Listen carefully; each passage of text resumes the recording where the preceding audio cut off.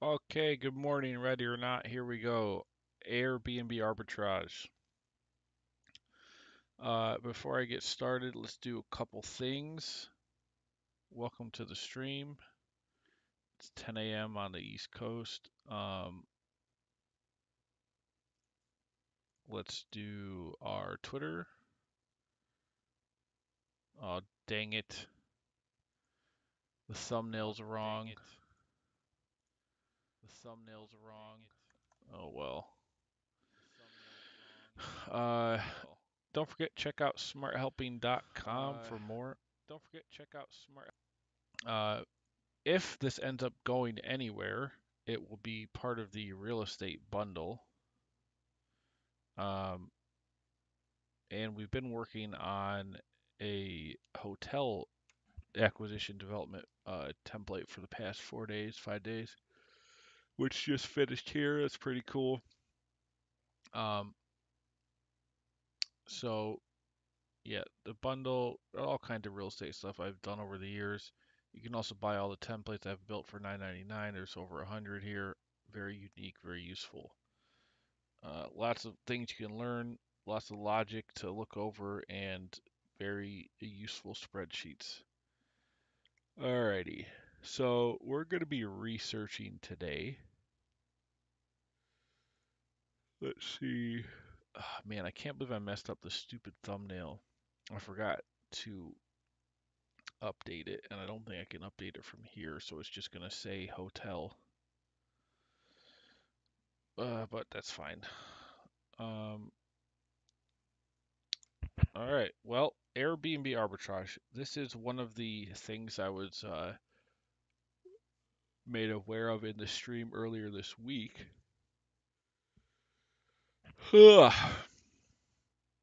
And I want to research it and see what in the world it even is. I've heard some people are saying it's like you go to uh, an apartment building or something, you rent it out, and then you relist it under Airbnb stuff, and then you make the difference. Which makes sense. I mean, arbitrage is essentially, well, let's look up arbitrage. I've always thought of it as being um, a risk-free investment strategy where you're basically making it, you're helping the market become more efficient. Arbitrage is investment trading in which investors simultaneously buys and sells an asset in different markets to take advantage of a price difference and generate a profit. Okay, so that makes so essentially this is saying like let's say a stock is priced at 50 bucks. You could sell it for 50 and somehow you're able to buy it for $49. So you just buy it for 49, sell it for 50 as many times as you can. Is essentially risk free. Now, the only people that can really do that are people that have access to like a ton of orders and they can make that arbitrage happen instantly. For the retail people, it's not possible. Now, however, we're looking at arbitrage for Airbnb, and that's different than trading stocks. There's not like an open exchange where you're going to be trading hotel stuff or whatever the Airbnb rooms. It's kind of a little bit of an inefficient marketplace maybe, so that's why there's opportunity. I'm going to look this up here in 1 second and see what this could possibly even mean. So let's just type in Airbnb arbitrage. Now, if there is something to this, I think it is probably worth building a template for. I've got a headache this morning. I'm trying to find some ibuprofen here. Water bottle.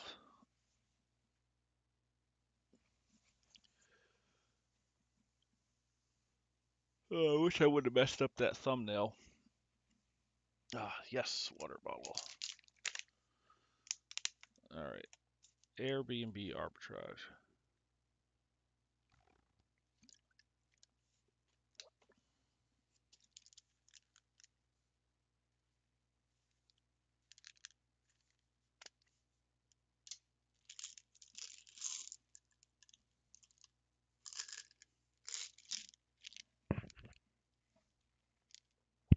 Okay, sorry about that. Now, there's obviously a post about this, so it's something going on here.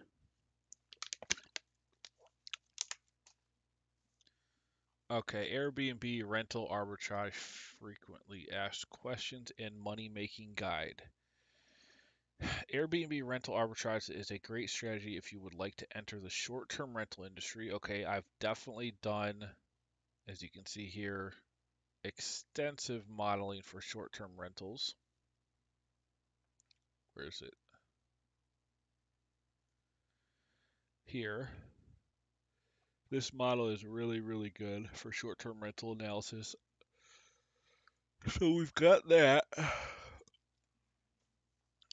If you would like to enter the short term rental industry but don't own any property. Oh, I see.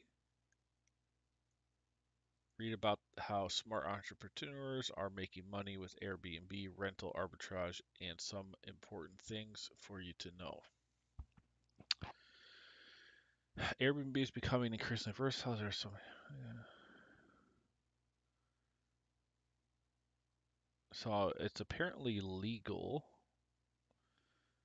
Um, and essentially, all arbitrage is on the basic highest level is you're trying to make the market more efficient, and so you're taking advantage of price discrepancies until they no longer exist. So here's how smart. In a nutshell, Airbnb arbitrage refers to the practice of renting properties just to sublet them on Airbnb. Okay. So it's like me going to rent a house for $1,500 a month and then subletting them on Airbnb and trying to make more than $1,500 a month. So what you're buying is the renting and then you're selling it for a higher price. I mean, I guess so. This does make pretty good sense actually, and the reason why is people might not, want to, like the people who. So I always when I think about this, I think about who's losing here, and it's the short-term renters who are trying to go find a place for a week or a month or 3 days. Those people obviously can't just rent places for a year. So, and then the other people who can't buy a place, but they can rent a place. Now, see, this is where you get me is I mean, I guess this is for people who just can't afford to buy a property, but they can afford to rent it. And I believe the requirements to rent are a lot less than the requirements to buy.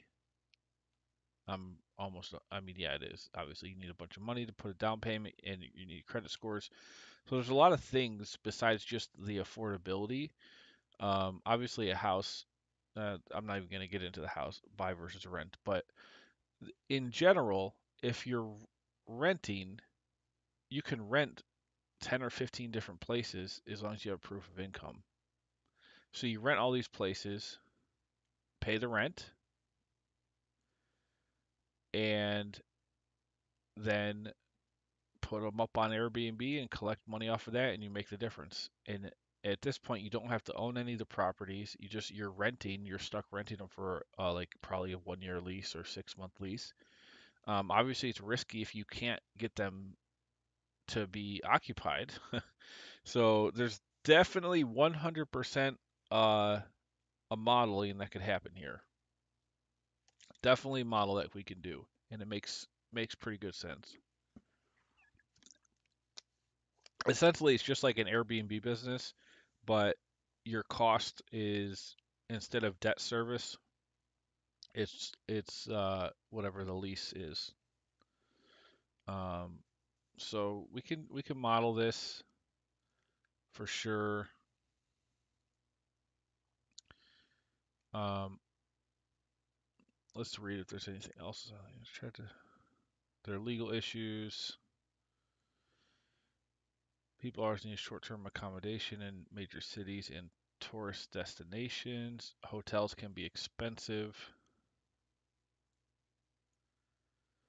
Airbnb has filled the gap. Uh, yep, you make a daily rate that's higher than the property expenses.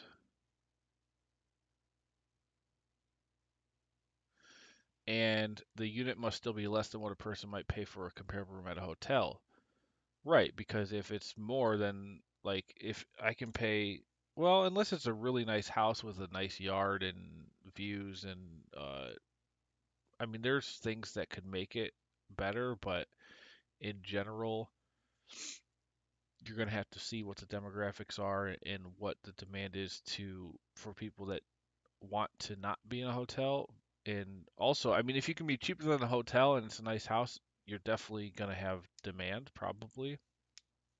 I don't know. I've never had an Airbnb property, but I'm assuming that's the case. Uh, so there's a lot of considerations here. How to make money with Airbnb rental arbitrage. Conduct market research, right? That's what we were just talking about.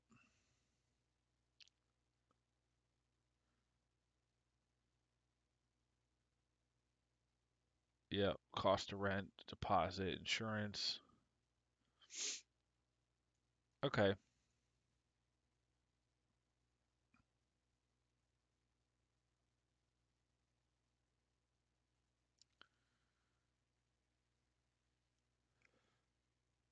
Okay.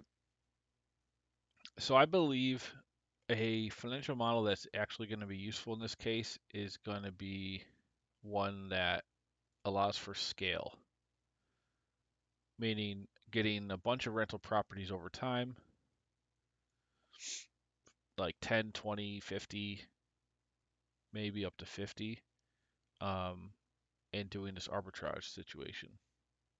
There's some light startup costs for each one, not a ton, but definitely to be taken into account. And then there will be, I think it's important to have some general seasonality assumptions in this because you're going to be paying a flat rate for leasing, but your income is going to be up and down based on seasonality probably, or it might not be, I guess, depending on the location, but that will be taken into account. Now, I guess what's nice about renting instead of owning the property is you don't have to worry about property taxes and other repairs and stuff. It's kind of up to the owner. Now, I'm pretty sure there's going to be issues here if the Airbnb stairs cause a lot of damage and you're like, well, hey, it was the Airbnb people. The person who actually owns the property, who's letting you rent to them, is probably going to be upset and doesn't want you to sublet it out for Airbnb. They'd rather have somebody who's actually living there because it's going to be less cost. So I don't know how that goes. Um, there's a lot of issues there, legal issues, but apparently people are doing this, and we definitely can make a model for it for sure. So we can start that today. Um, so okay, we kind of get the general idea here, and man, we are not hitting the algorithms today in the YouTube. I don't know what happens. One day I've got 700 people, the next day we've got a couple. It has been strong over the course of the week though, but that's okay. Let's just keep going here. So, if I were to build this,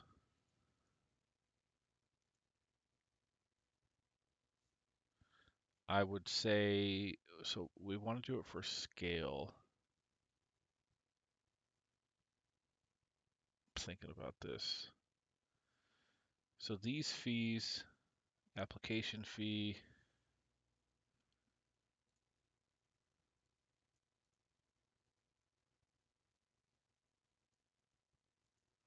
let's get these in here. I want to be able to see what the heck. Okay, so we're just going to say, how do we launch this? Well,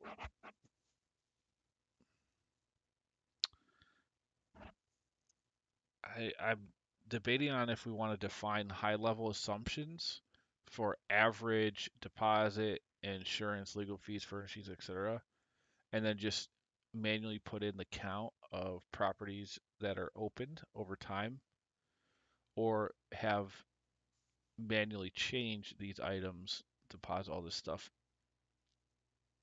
for each one individually.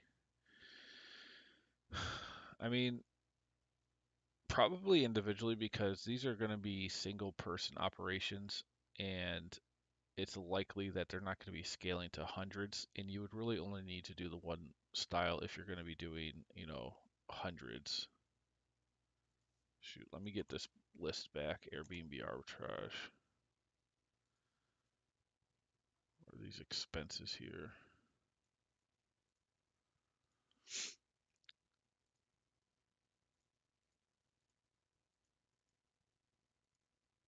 What am I? 1, 2, 3, 4. Application deposit. I don't know where these two went. Furnishing and appliances.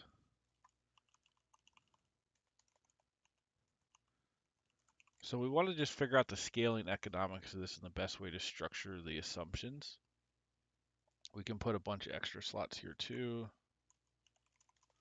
These are essential. These are your startup costs. So instead of like a down payment, closing costs, you know, other kinds of fees, if you're buying a property, you have other fees that are usually less for renting. And there might be other costs related to listing it on Airbnb. You've probably got, I'm assuming there's going to be some marketing costs. I think there's a lot there's a lot of substance here for what can be built. I think we can do a lot of cool stuff. So I'm just thinking here. So this has to happen every time we do a new property. Let's think.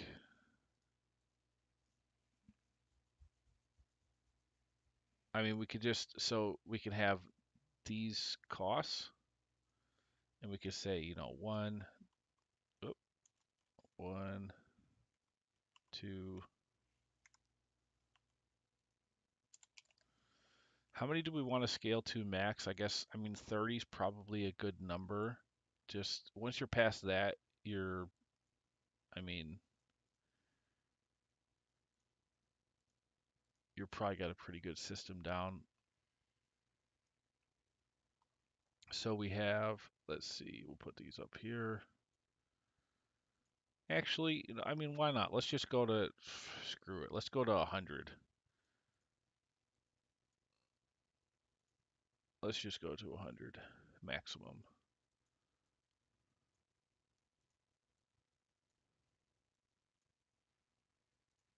$97. So that makes this model pretty robust. You could just model what it's like to do a couple. You could just model one of them, or you could do, scale out to up to 100 um, of these, arbitrage Airbnb things.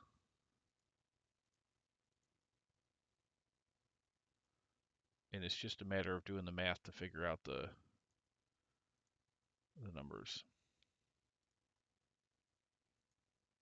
So these will all be editable cells.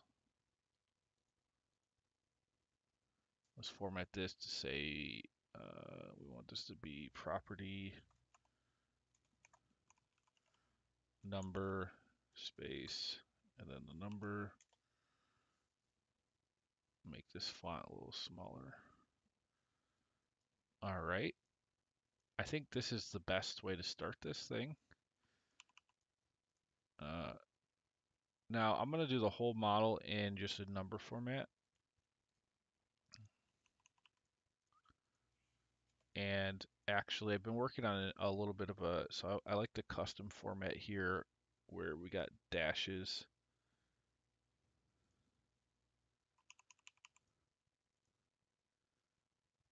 We don't need 2 digits though.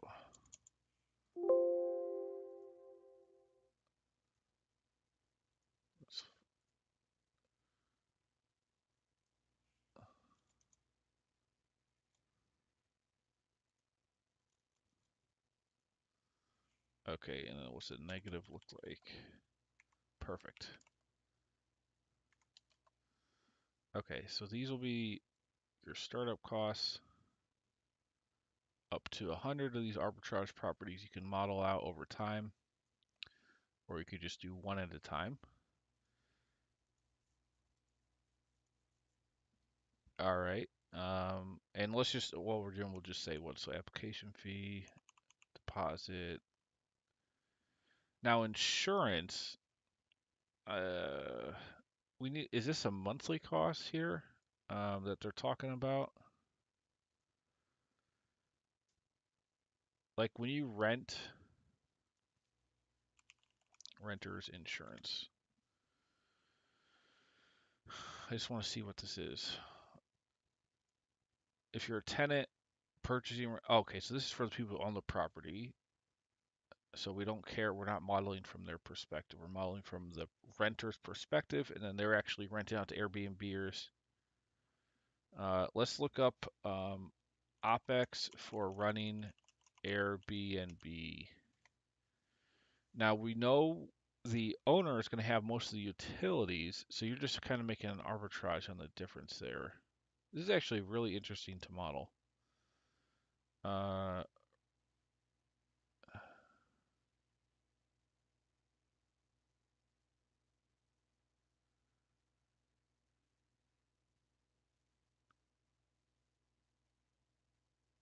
okay, I mean, I think what we can do, this is fine here. Hey, there they go. Man, everyone comes in about 20 after, guys. What's going on? What's going on? We're doing some Airbnb arbitrage.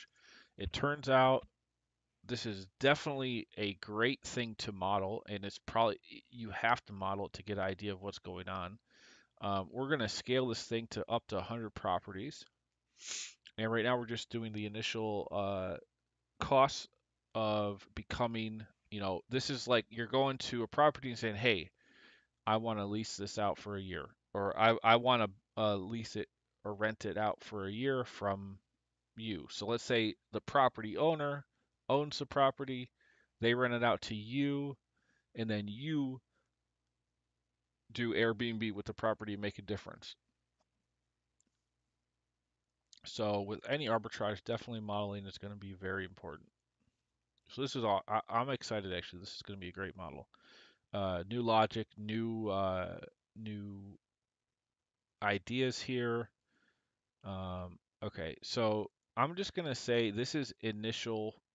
These are whatever they might be, and you could put in whatever. This is initial fee upon uh, signing lease. Initial, we'll just put costs. So whatever, we'll just put in random numbers here. The point is these are one-time costs. All right, so we have one-time costs. Each property could have different costs. There's up to 14 slots here. I mean that should cover it. Um, I mean, and this could also be structured with joint venture logic as well, or different. It could be a single fund running through an IR hurdle, and each property is just. We'll see. That's tricky. I think if well, we'll see. I'm not even worried about right now. I'm just worried about the operational effects. So this is going to be cost assumption or startup costs and startup costs. We can also say, let's say, there might be other costs if you're going to really build this out to a big thing. There could be startup costs related to legal fees. Maybe you're going to have um, I don't know. There could be other things that are not related to each individual property, and I'm going to put those as a separate item. And these will just happen in the very first period. We'll do a monthly and annual schedule. These will just hit in month one always. Or I guess you could define, oh no, they'll just always hit in month one, whatever it is.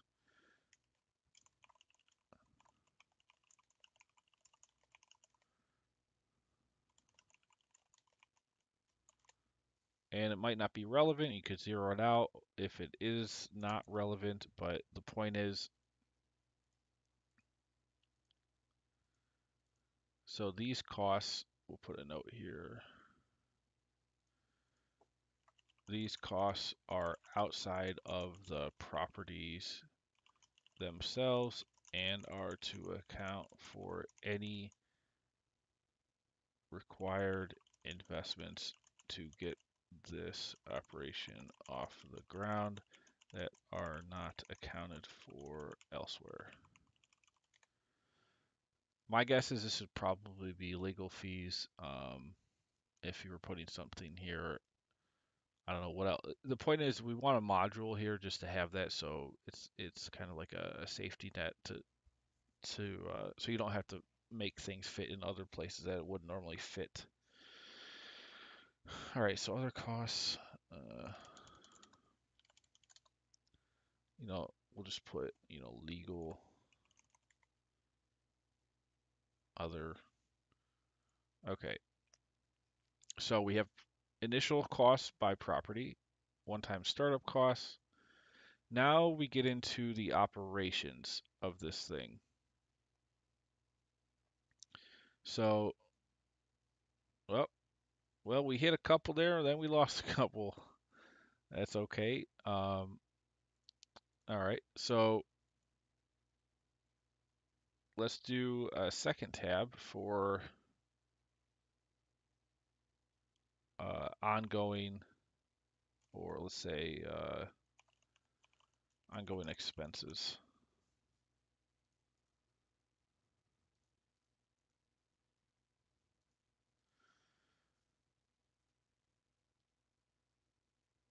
We also need a date here.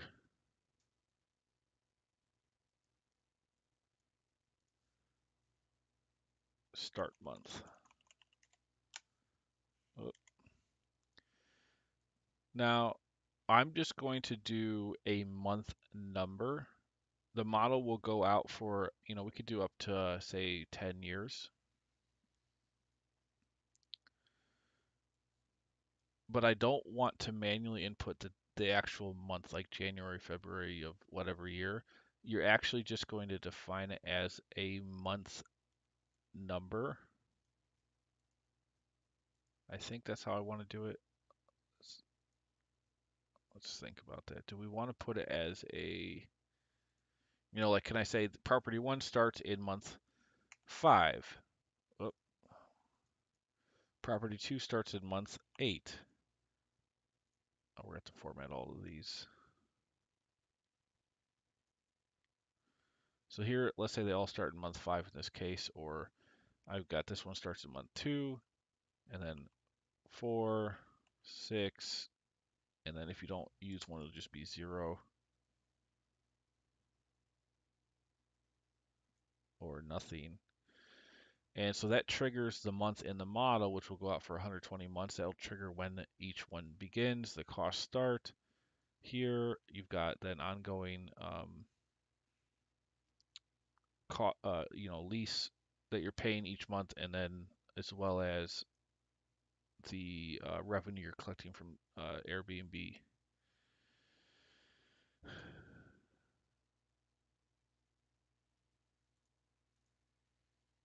I just don't know if we want to put an actual month in here or the month, just the number month for the forecast. Do we have any suggestions? Anybody? I guess we'll leave it as the month number for now. So start month here. Now,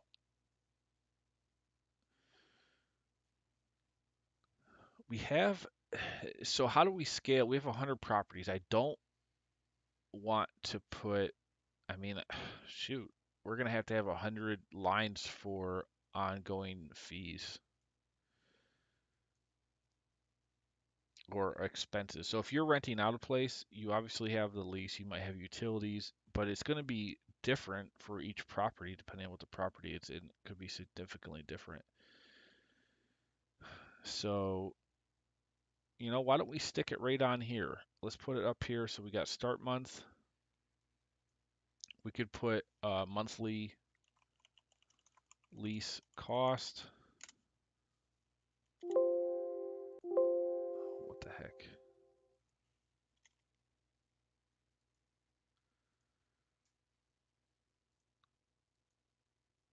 And this will be a number for each one. So let's say the lease on these, let's just put it at, I don't know, 1600.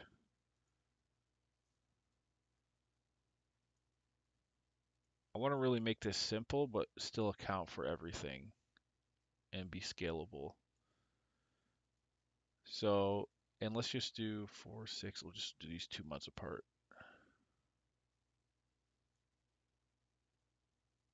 Okay. And obviously that's not going to work. Let's do it every month.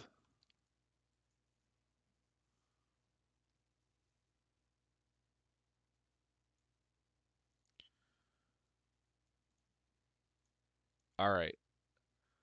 Start month. Monthly lease cost. Now, if we're going to put this on here, we might as well. Well, oh man, so we do need to account for some seasonality effects, but I'm wondering how, the yearly number will just be whatever it is per year, what you think you can get from the property. But for cash flow purposes, especially if we're scaling into multiple ones over time, we want to see the monthly cash flow. So we can't just assume a flat monthly rental income for bookings on Airbnb.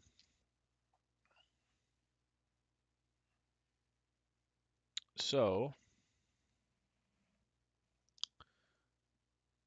let's get a couple spaces in here. I'm just trying to think about the smartest way to structure these assumptions. You got monthly lease. Uh, hmm. I guess we can do something like this where we have base rent per property.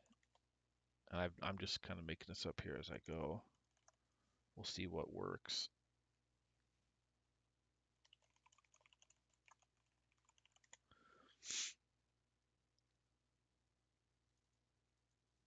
What am I doing?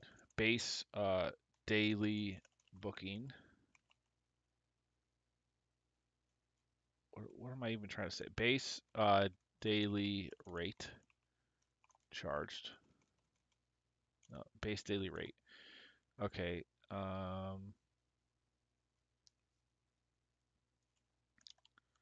So we have this, and you could name these, but I'm just sticking to properties 1 through whatever for better just ease of the model. But you could put names to these if you want.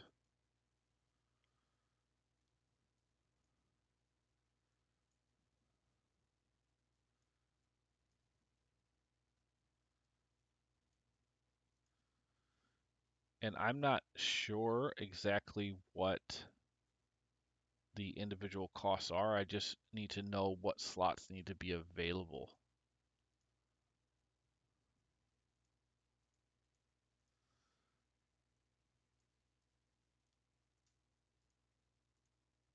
All right, so base daily rates, let's say you're charging, I don't know, these will be different for each one. I want this format.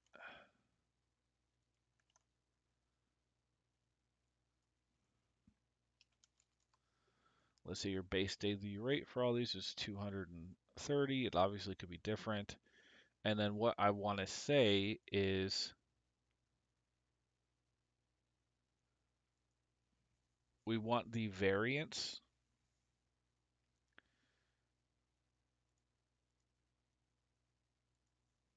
So, and we're probably going to have to do like increase in rate as well. Um,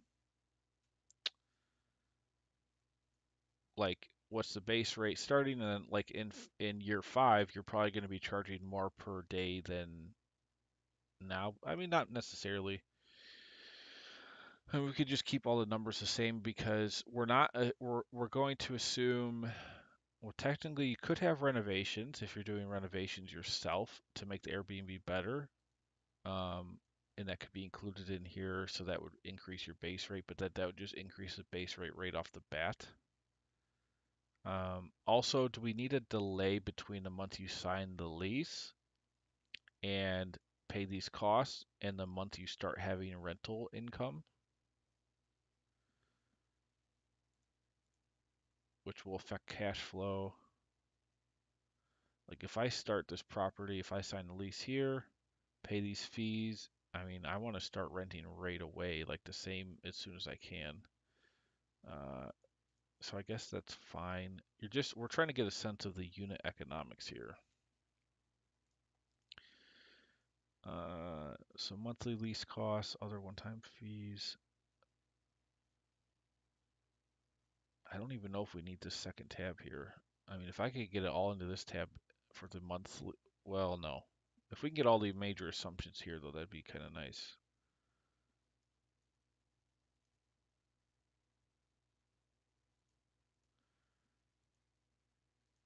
All right, initial costs, one-time fees.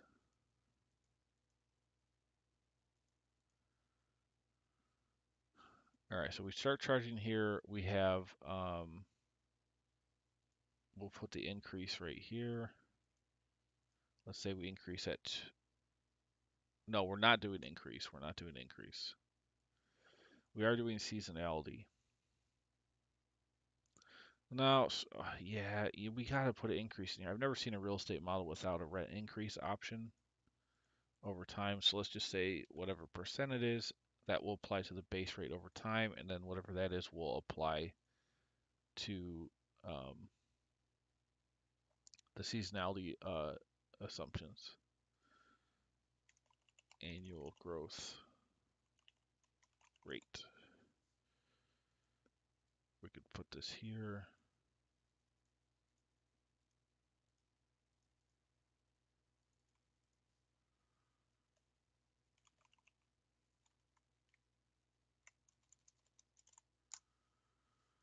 All right. Okay, looking good. So growth rate, base daily rate. We need to do seasonality now. And there's two things that impact that. The price will change from the base and well, yeah, in the expected occupancy, which is just the amount of days you're renting for in a month for each property. And we'll apply those assumptions to all of the well, this is another thing. Do we assume all these properties have the same seasonality? Or, I mean, if these properties are in a different location than these, the seasonality could be different.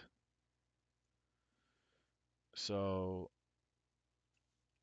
we put month, let's put the months here. 1, 2, so you got 12 months in the year. We could define for each of these uh, percentage variance from base. So this is a little bit similar to the hotel assumptions I just did, but it applies to this for sure. And let's do a percentage. Now that could all be 100%, meaning that the base rate is what the rate is for every single month of the year. And we could put that in there. Let's put in grid lines.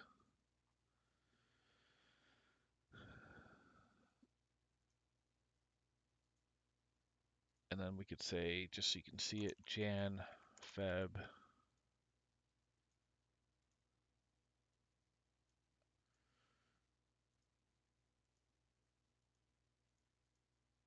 Variance from base. Now the other. Oh shoot. Sorry about that. Then we need to do seasonality or occupancy rate. Now occupancy rate, again, that can change over the course of a year. Like somewhere where it might be busier in the summer. Whoa, we got a couple people in here, guys. What's happening? What is happening? We are doing Airbnb arbitrage here. Turns out it actually is a great thing that definitely requires some financial modeling, and we're doing a scale of up to 100 properties. Pretty cool stuff. So far, we've defined some initial fees for each property. So, like if you sign a lease, you might have application fee, deposits, etc. So each property could have different ones. You could fill that in. Each property is going to have a monthly lease cost, and that will have a percentage growth rate as well. We've got initial startup costs, and now we're working on the daily rates for each property, which each property could have a different daily rate, a variance from base, and then we need to do occupancy. Let me put in this growth rate for the lease as well. Annual lease growth rate.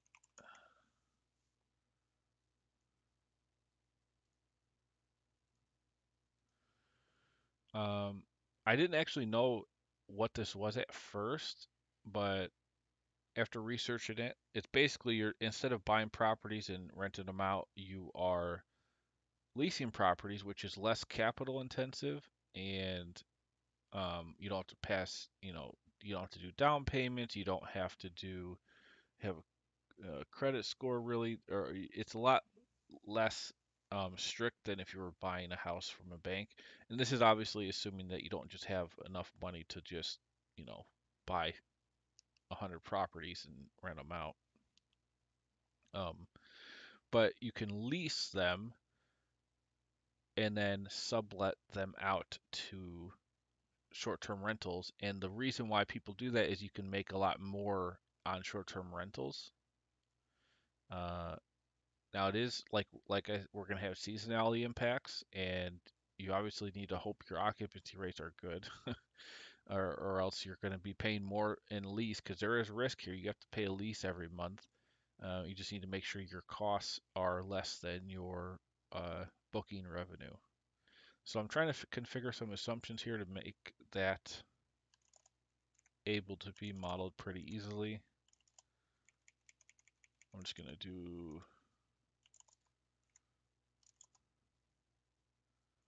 Let's just say you're charging less in these slower months. Now, how do we want to do occupancy? There's not going to be an improvement factor here. It's just going to be simple occupancy. I do believe, I mean, we're going to have different occupancy rates for every property as well. Because let's say these 10 properties are on the East Coast, these 10 are on the West Coast, these 30 are in a different country, in the different areas. So if we're going to build a proper scaling model, we need to have granularity for each property section. So we're going to have uh, so these defined per property. Um, Daily rate, percentage variance from base, and then occupancy rates. So the occupancy rates defining how many days of each month are you booked up, and and daily rate variance is how much are you charging per night based on this base rate. Now I'm not putting dollar signs on any of these numbers, so you can use it for it makes it more versatile. You can just put it like at the top here, you know, all values in whatever USD or whatever you want to say.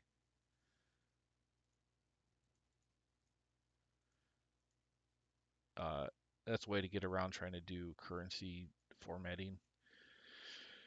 All right, so occupancy rate, let's just say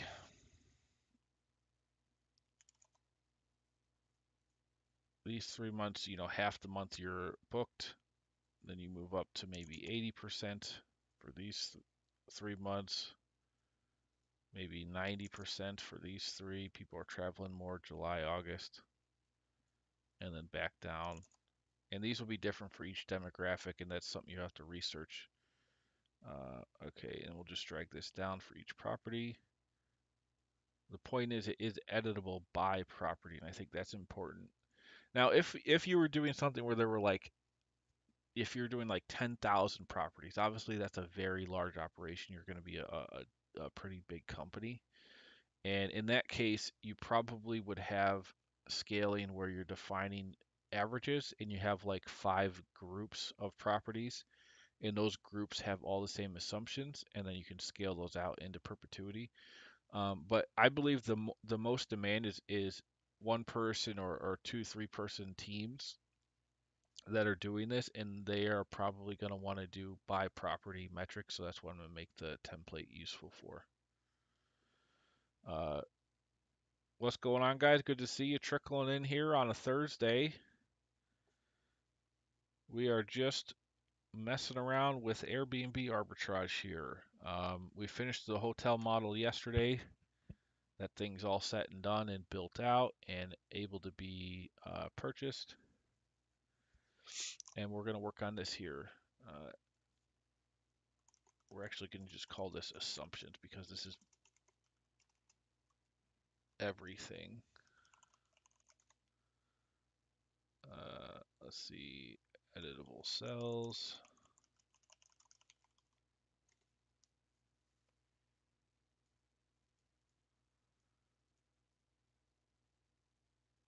We're just grinding on through here.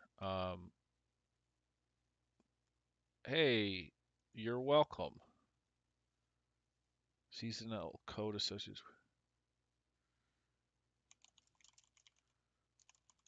Let me get my phone up here so I can see people talking and respond.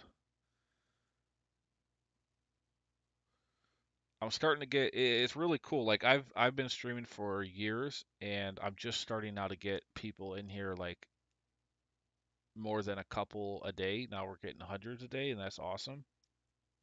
And so people are starting to talk and I'm not used to people talking.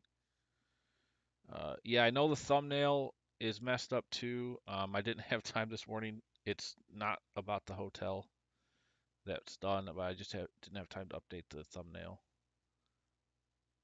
Let's see.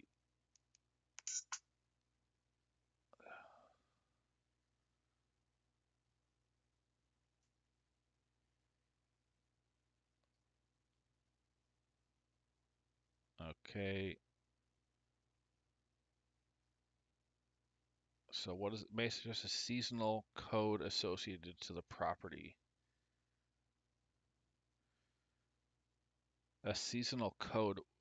If you're there, Luciano, what do you mean by a seasonal code?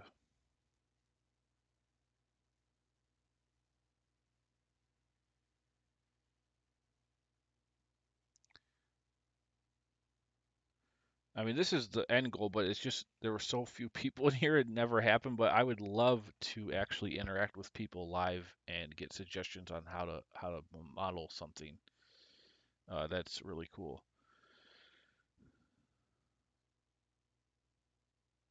So yeah, what do you mean seasonal code? We have property. I mean, I guess we could put a property ID here, so you could name it here, and just it could be A1, A2, and actually I'm going to automate this, equals a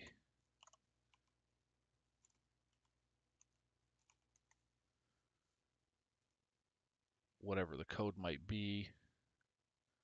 Stick this in here.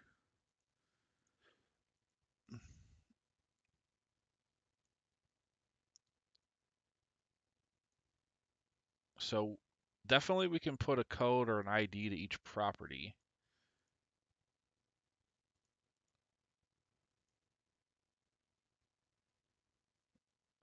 What are we doing here on these?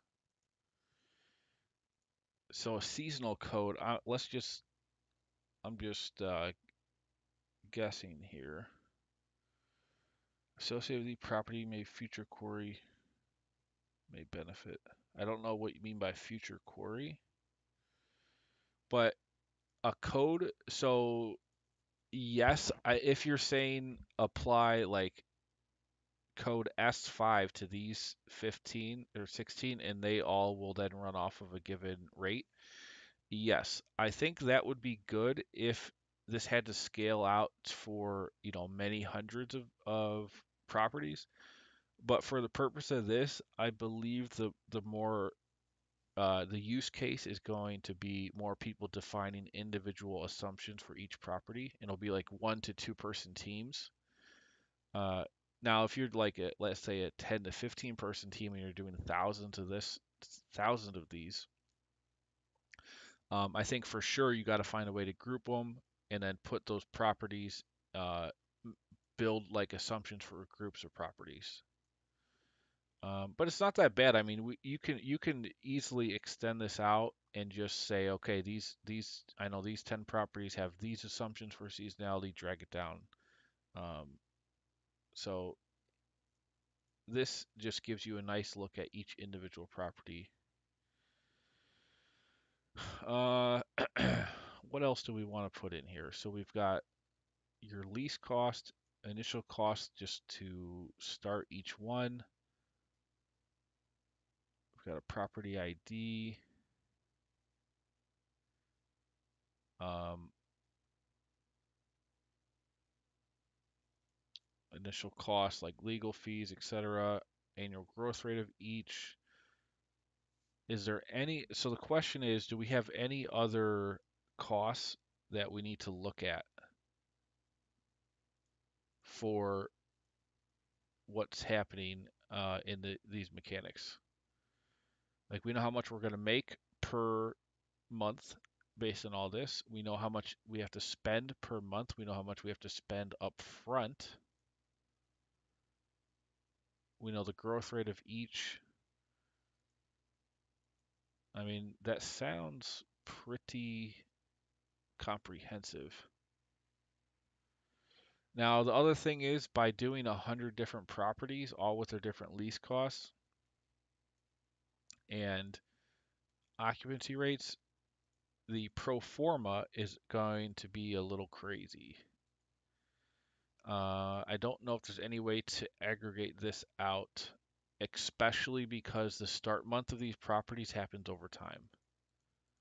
So it's just going to have to be a matrix. Honestly, we could just do a matrix of all this and then aggregate it. So we haven't done a matrix in a while. We can have this, and we'll have the month number here, month number going down here. Usually this is used for like a SaaS cohort model, but it will work for this as well because we have, and mainly because we want to model these properties coming online over time. So if we do some nice, I love doing the matrix matrix tabs. If you've seen my past stuff on the SaaS modeling, it's really, really useful for dynamic assumptions like we've got here.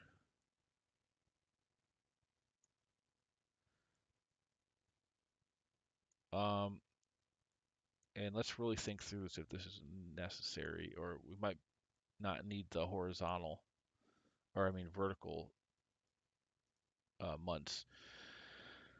We could, so if let's say each of these are actually, yeah, each of these would be the property going down.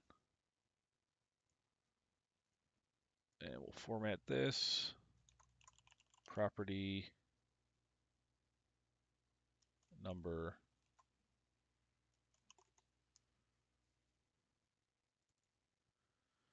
Okay.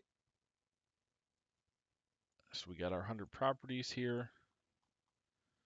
And we need to know when they start over time. We're going to need to know, and then this is how we're going to apply all these assumptions. And this is our timeline going to the right. And then we can aggregate these figures into a nice, neat monthly summary, an annual summary. So let's see here. So all I want to do is a simple count to figure out the age of each property, and that's going to be required to do growth rates dynamically.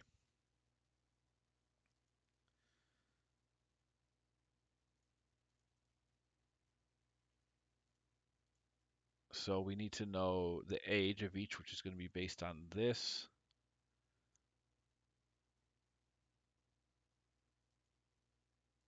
And going down, oh, we might, hold on, let's think about this. So if index, if the start month, which we pull here, index, and then match, we're matching this property name to this row.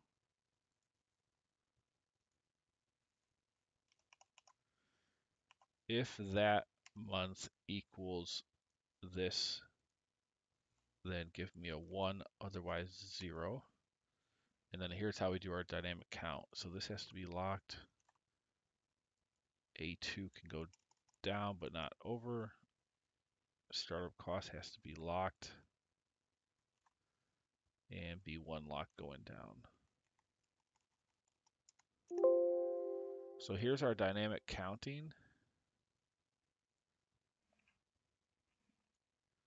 See this, 111. And then in our second box, we do if B2 is greater than 0, then B2 plus 1. Otherwise, do this. And now I have a dynamic way to count the age of all the properties based on when they were onboarded. So that's definitely helpful. So here's that. So we have the schedule. Here's the age of each property now by month. And that can be converted to years. Let's do a label here. So this is age in months. Now what I just did there is very useful for a lot of different modeling. Very useful.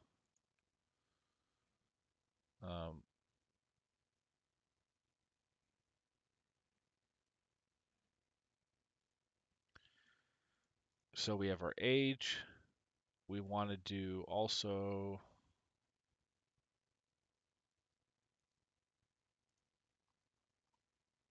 we could do the age in years to get our growth rates.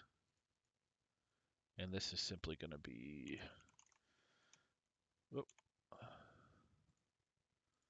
let's do if air round up B3 divided by 12. Whoop.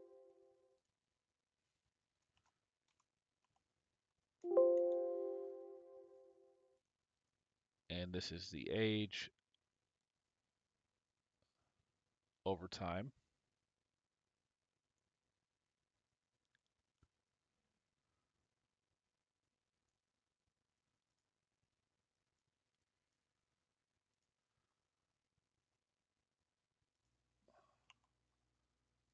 Set this equal to that.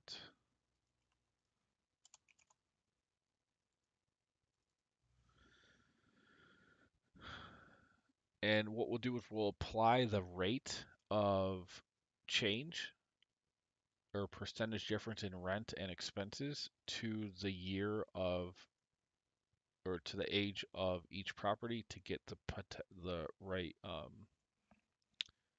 base rent and lease costs, monthly lease. So that's important. What else do we want to see here? So the lease. Um, so now we do a growth factor. And for this, it's a little bit tricky.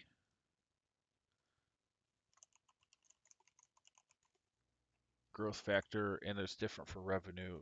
So this is growth factor lease. Here we're going to go whatever this number is minus 1, but we want a maximum or minimum. No, we want the maximum value of that or 0 because it can't be negative. So whatever that number is, we want. Just double checking how this is working.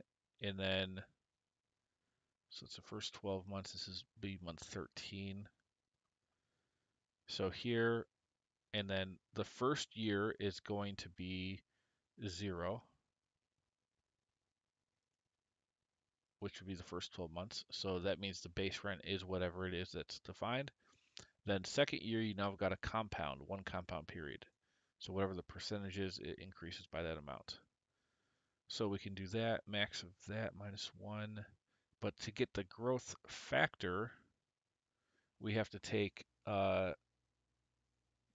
we have to do, let's see, I think it is 1 plus, no, this is the rate. This is what it's raised to. We want to do 1 plus the rate. Here we're doing lease raised to this, and then 1 plus the rate raised to the number of periods. Lock this. I believe that's it. Let me drag this over and make sure.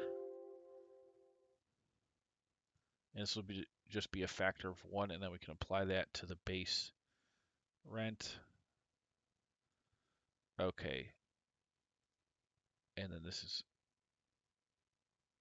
going to be, I believe I have to go minus 1 here. No, no.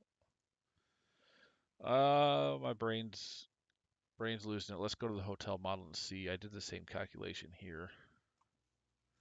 And another reason why it's good to have templates that have finance logic in it. So I did, where did I do the base rate on this one?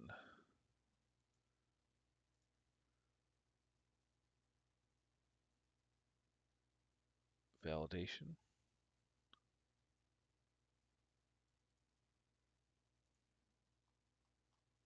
Ah, okay. I actually applied, I manually did it here, but I don't want to do that. I just want to do, there's a formula you can do. Let me just think about this. What is it?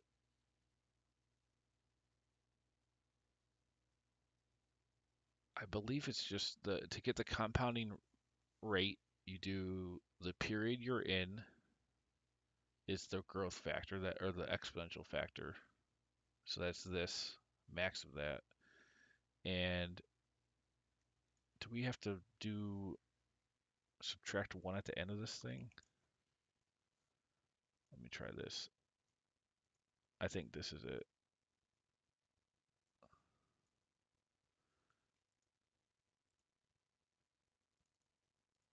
Let me see. No, that doesn't make sense.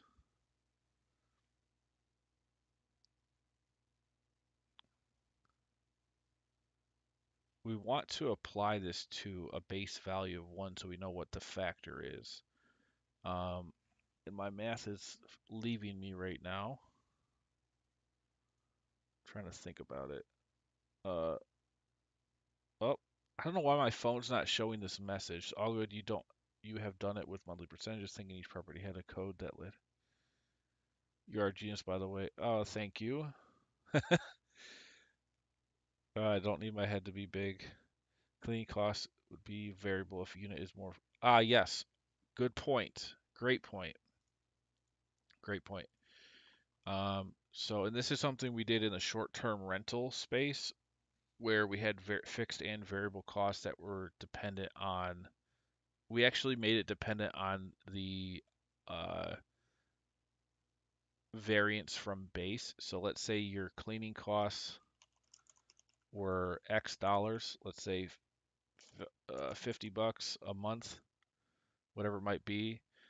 And then if your variance from base was higher or lower, that would drive your cleaning costs higher or lower because you're assuming that when you're charging more, you're busier and the costs potentially are higher. So I use this as a base factor in that, which we can do here for sure. And we can do like 5 different variable costs. So we'll put a note here, add variable costs that adjust based on daily rate percentage.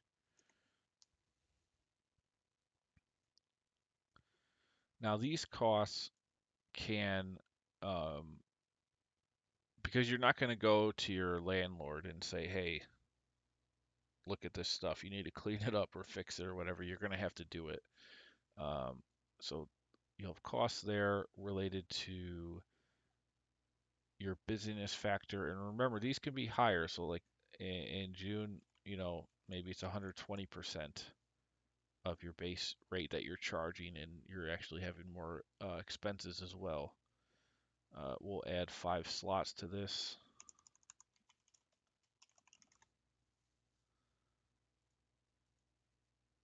And we'll do this elsewhere. I'm just making notes here just so I don't forget. So we add variable costs, cleaning costs. We can have 5 different ones. We'll have, I guess we can have other fixed costs. I don't know what they are, but also add, I don't think it has to be quite as robust as like a hotel, but add 5 fixed costs. And the fixed costs would not vary by anything. They'd just be a fixed cost per month, and they would grow with the growth rate of the expenses. This cost would also grow with the growth rate of expenses right here, and based on the base. Okay, so that's good to take into account. That'll be all costs on top of your lease. We have initial, let's separate this out a little bit.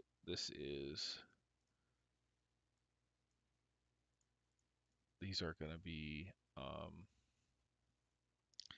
one-time fees at lease signing. Okay, let me just put this box back up here.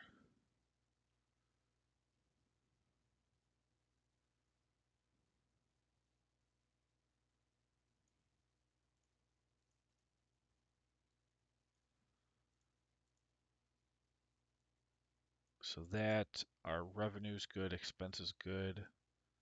Let's put this is this section.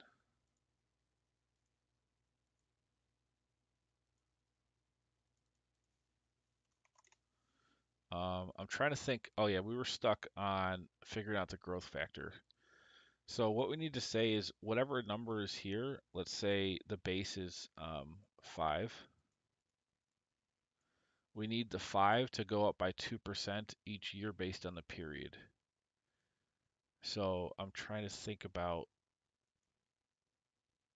how we do this. I can't remember. I can take the base amount. Well, I just want to get the factor and then apply that to whatever the base is to do an easy calculation so it's easily visible. Uh, let's think about this. So if it's cost is 5 in the first 12 months, it would just be 5 because you're raising it to, you'd have a 0%. It's just whatever the initial amount is. And then in year 2, it would be this times 0.02 plus M206. So 2% more here, and then it would be this cost until month, uh, so year 1, year 2, or year 3 for this one, it would be this calculation again, 2% compounded. So I need to figure out the formula to do this, and just referencing a single number the whole time. I'm trying to think how the heck did I do this before?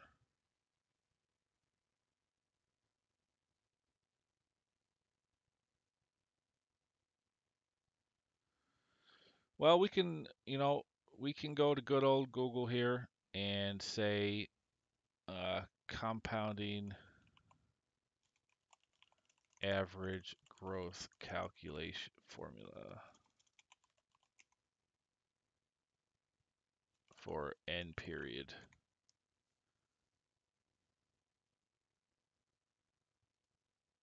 I just am not thinking right now. No, it's not that. We don't need that. Where is it here? Like I want to say if my growth rate is 2% per year, if we're in year 5, what is the number going to be if it's been growing at that percent each year? Is it this? Okay. Calculate compound annual growth rate. No, I don't need to know the growth rate. I have the growth rate. I need to know the number based on the period.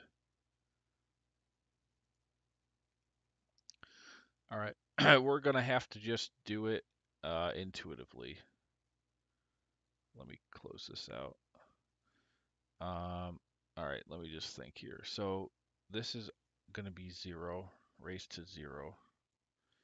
This one is going to be raised to 2%. So the question is, how do I get 1 increased by 2%?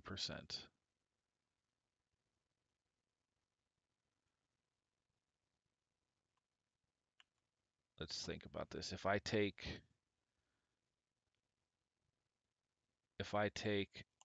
and I'm referencing a cell here, but let's say 0.02.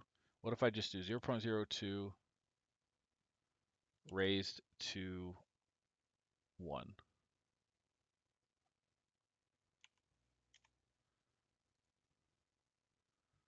So the rate raised to 1, no, it should be more than 2%. Wait, no, yeah, it should be 2% more. So the factor here would be 1 times this. Now, what if I'm raising it to 2? So let's say the next month I want 2 here. So period 1 would be 0. Or year 1 would be 0% growth. Year 2 is 2% growth. 2% more. Year 3 would be 2% more on that. So if this is 2, oh, nope, now the whole thing is all messed up. Nope, this isn't right. This is not right. I've done this calculation years ago. I'm just trying to remember it. Anybody have any insight?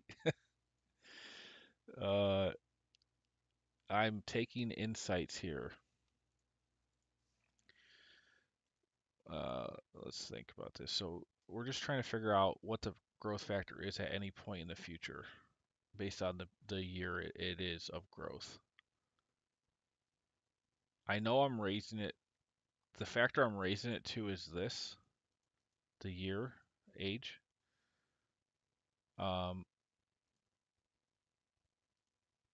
Minus 1. Like year 1 would be raised to 0, year 2 would be raised to 1. So we've got that here. We've got the period here that we are in. So this is the period we need to raise it to. So we're raising it to 0, raising it to 1, raising the growth rate to 2, etc. Now the question is,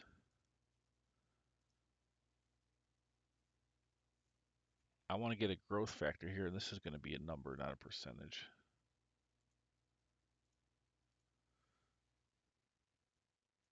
I want to know, what am I applying that to? So we have to do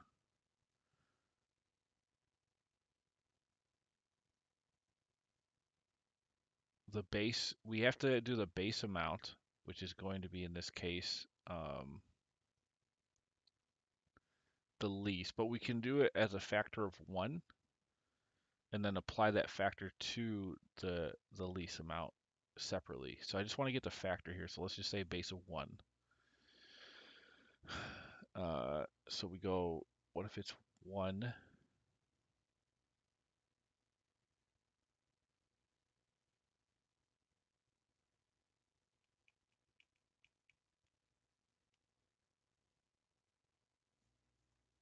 One plus the rate. One, is that just 1 plus the rate raised to the period? Oh my goodness, guys. I don't know why that took me so long to figure out. I think it's just 1 plus the rate raised to the number of periods, right? So yeah, so the first 12 months is just based on 1, then you're doing 2%, and then this should be 2% more. It should be compounded. So let's make sure, if we do this minus this divided by this, and that should be 2%. Let's just double check. Yeah, it's 2%. So if I were to drag this out, okay. Sorry that took so long. I just had a brain meltdown.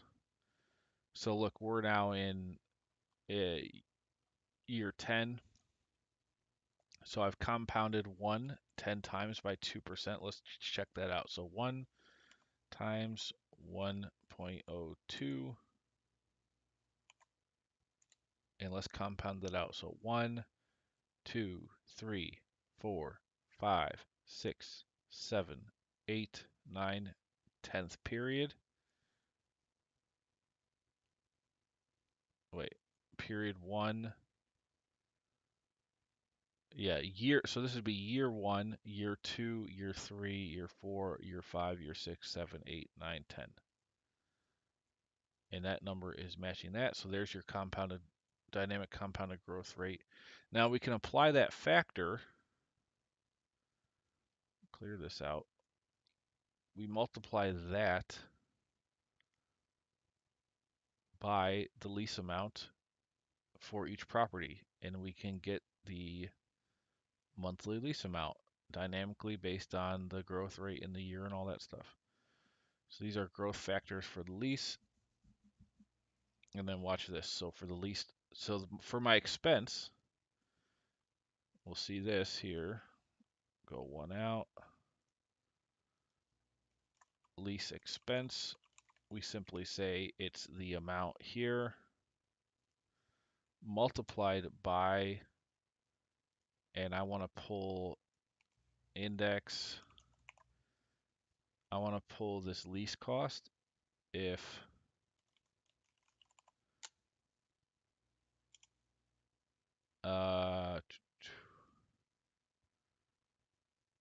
okay, we're gonna have to adjust the labeling here, but we're gonna base it on this ID.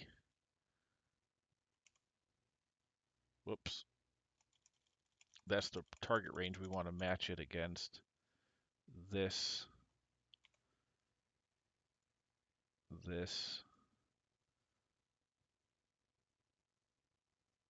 comma 0. Okay. Now, we need to update the formatting here. This cannot be property 1, 2, etc. It won't work that way. Index, let's see, this has to stay the same.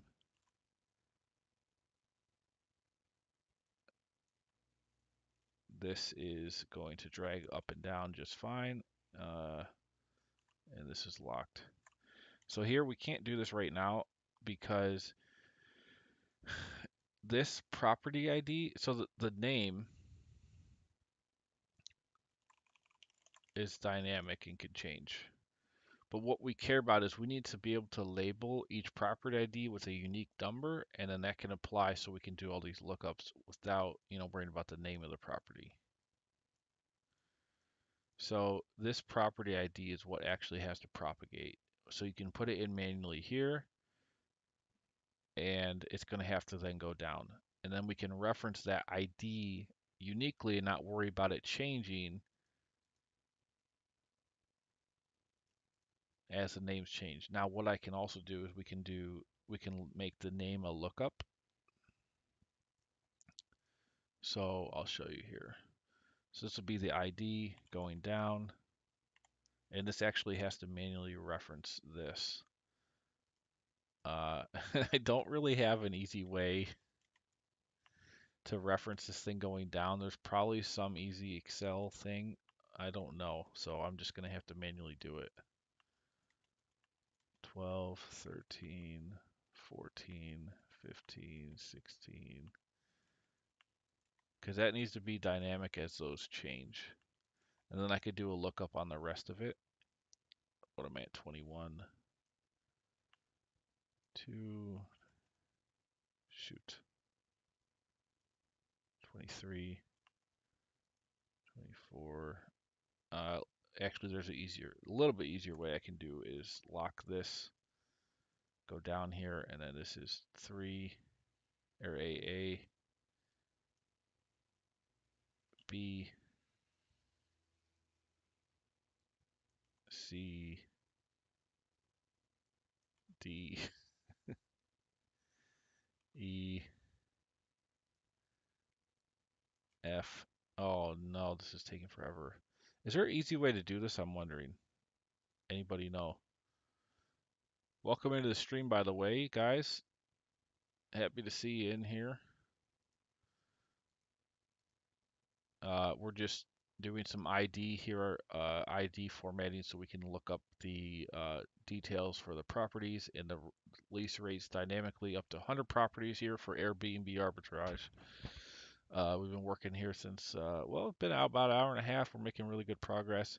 It turns out Airbnb Arbitrage is a great thing to model. The financial model for this is going to be very important, especially for scaling, adding properties over time. So right now I'm kind of stuck here. I'm wishing there was a way to, so right now I have to manually reference these cells going across, and I have to do it going down, and they have to be linked. So I have no easy way to do that. Although, hold on, can I do a reference like this? Reference this and then paste transposed in the same, like, let's say this is D2. Can I go over here and go D2, paste, but paste transposed? No. Did it go E? No, it's still doing. I swear there's a way to do this.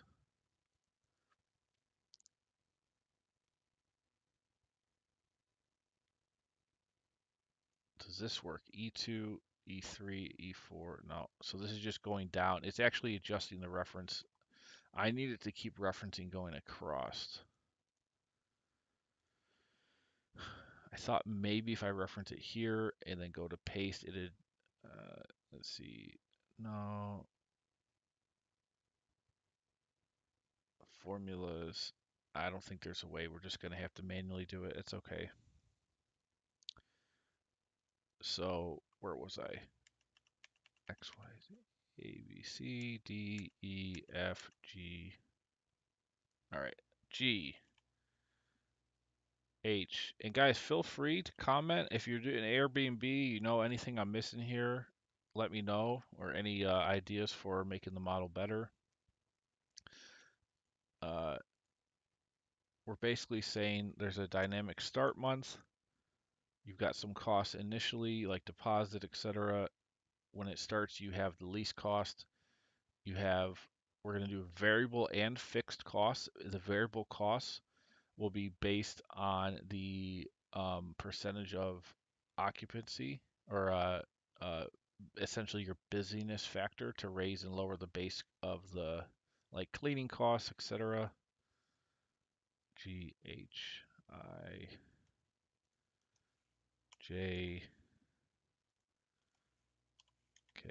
and you make money uh, essentially as a difference of the lease you're paying and what you collect from the short-term rentals. And obviously, as we all know, short-term rentals can be, you can get a lot more per month than if you were leasing it out yourself.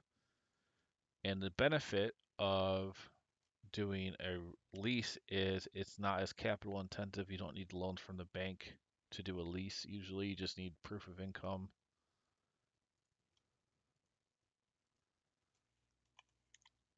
Let's see, O P Q R. I'm sorry I have to do this. I wish there was an easier way. T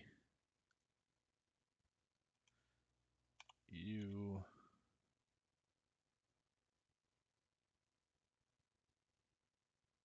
you know what? No, there is an easier way. And I'm going to show this so you guys can see this. I can just go, I can make this a hard-coded number that cannot change. And that number represents the ID. Hard-coded reference. Don't change.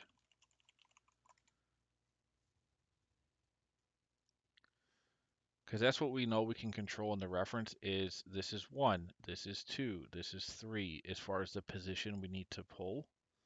So we just do 1, 2, and that's how we import. Essentially, we're importing the ID. So index, pull the property name based on matching this with this.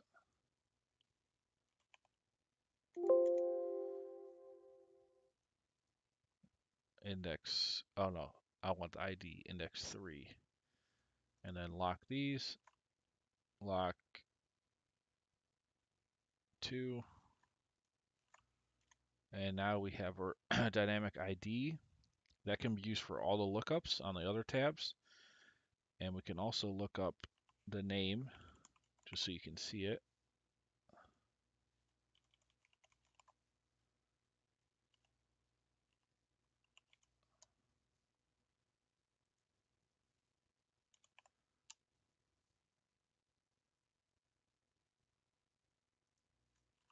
Okay, and this works. I mean, essentially, you could just make the hard-coded reference the ID, but maybe you want your ID to not just be numbers or whatever, or you have other systems that have specific IDs that you need to put in.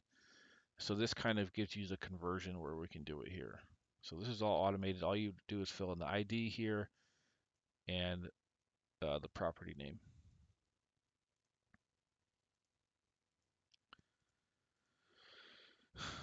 Alrighty, so we have that. Now, why was I doing that? Oh yeah, because these references, so let's see, this is position, no, this is actually looking up. So here, we need the ID to be the match. And then when we look up, we want to look up index 3.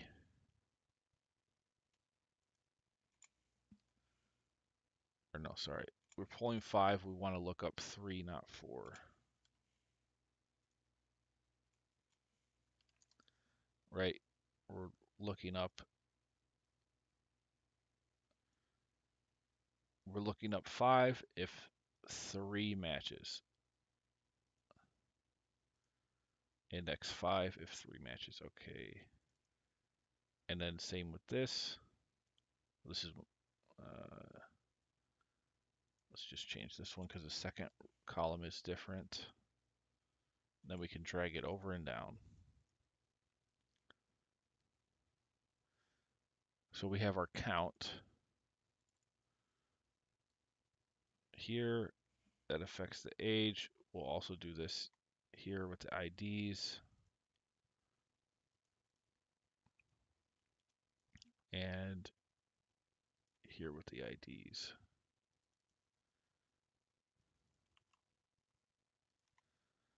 All right, now what I can do is multiply the growth factor, which let's also do this. We say if it hasn't started yet, if the age is 0, then 0.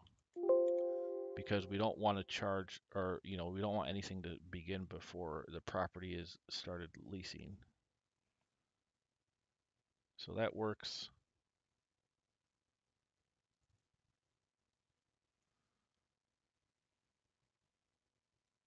And then we could just multiply that.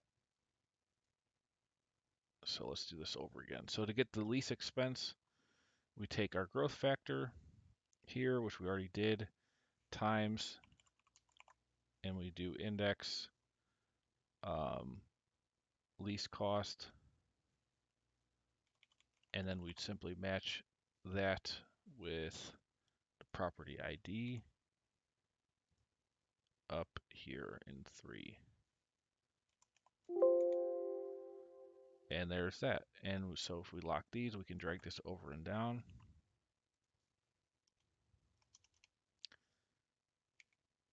A207 drags, and then this is locked. And what we create is a nice schedule for lease expense per property that's dynamic, that applies the growth rate, and takes into account the start month. We got an error. Let's see why do we have NA errors here?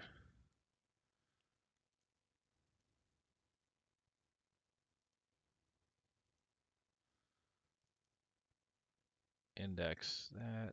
Wait, match 207. Ah, no, 207 needs to lock. So that's this, and we can put this next to here. Oh, stop.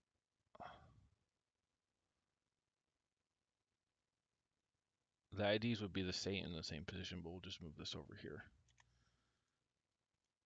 Okay, so there's that, and you can see it grows over time. As we scroll it down, there's each property cohort and their lease amount, and then the lease growing at the annual rate based on how long it's been there against the starting base lease rate.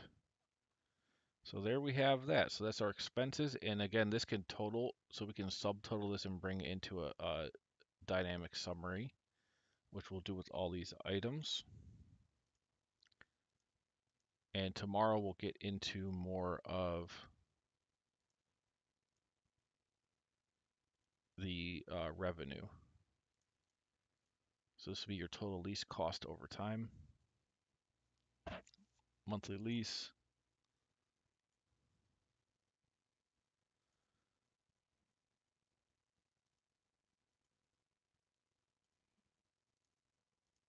Okay.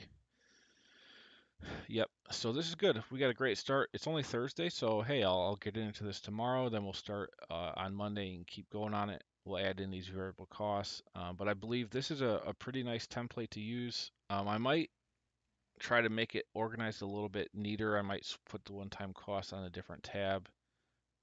Might separate out these rent assumptions with the cost assumptions, but it's looking really good. So that's cool. If you want more, I do all kinds of different modeling. You could get all the templates I've ever built for $9.99, or you can check out by category. The model here for Airbnb Arbitrage, definitely going to be something I put into the real estate bundle. It'll probably be just a $45 template, one-time fee as well to purchase it. And that's all I got for you guys today. Happy Thursday. Have a great day. Happy learning. And I'll see you guys tomorrow morning, 10 a.m. Eastern. We'll continue on this. Don't forget to like, subscribe. And if you want a super thanks, super thanks. That's the YouTube function there on the little heart. All right, I'll see you.